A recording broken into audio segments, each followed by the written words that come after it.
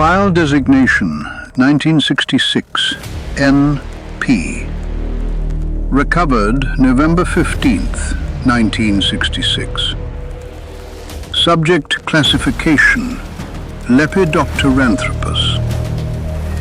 The events recorded in this file occurred in Mason County, West Virginia, within a restricted zone formerly used for military munitions testing.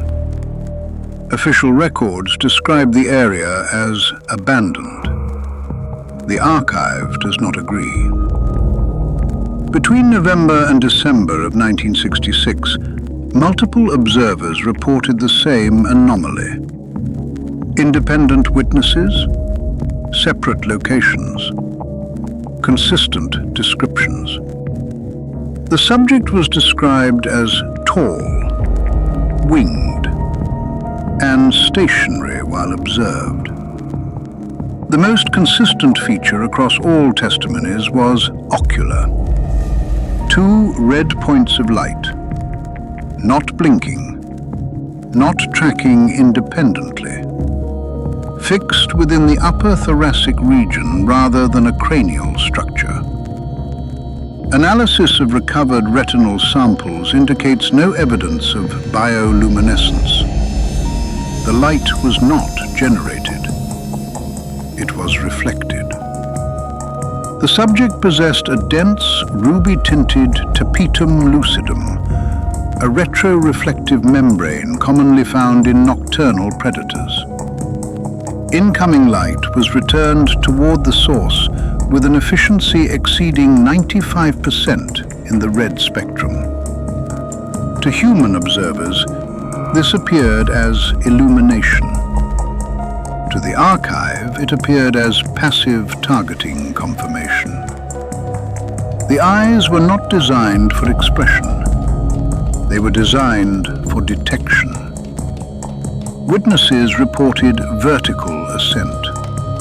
No running start, no wing articulation. The subject rose directly upward, described by multiple observers as mechanical rather than biological. Avian flight relies on oscillating lift surfaces. Lepidopteranthropus does not conform to avian mechanics. Its wings were membranous, chitin reinforced, analogous to large lepidopteran species rather than birds. To achieve lift without flapping, the subject would require a lift coefficient exceeding 4.5. This value is biologically implausible without auxiliary thrust.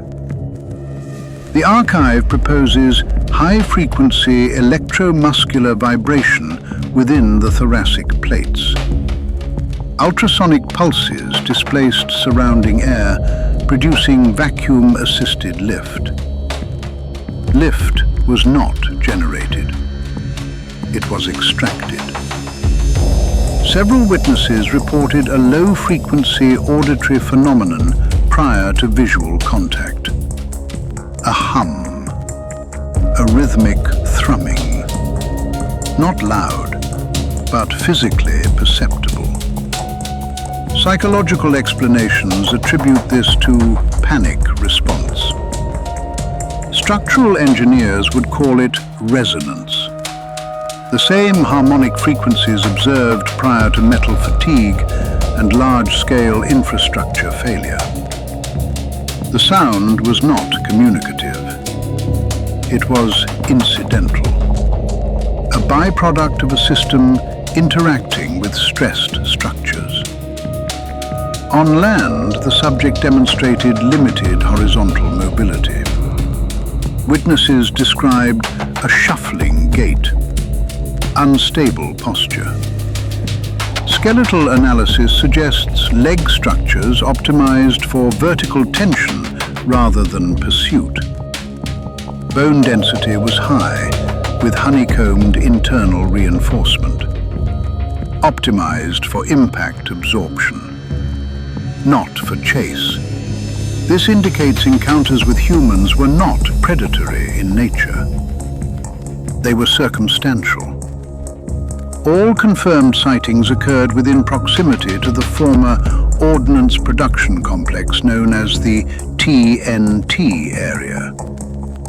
Environmental sampling indicates persistent chemical contamination, heavy metals, mutagenic compounds, long-term ecological stress. Forced mutation does not require intent. It requires exposure. Lepidopteranthropus may not have evolved through standard biological pathways, but it does not require artificial engineering. Proximity alone was sufficient. The archive does not classify this organism as hostile, nor as benevolent. It is classified as reactive. Lepidopteranthropus appears during periods of systemic stress.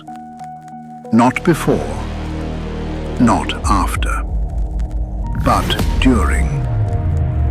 The archive does not list the subject as extinct, only unobserved. Case File 1 is not closed.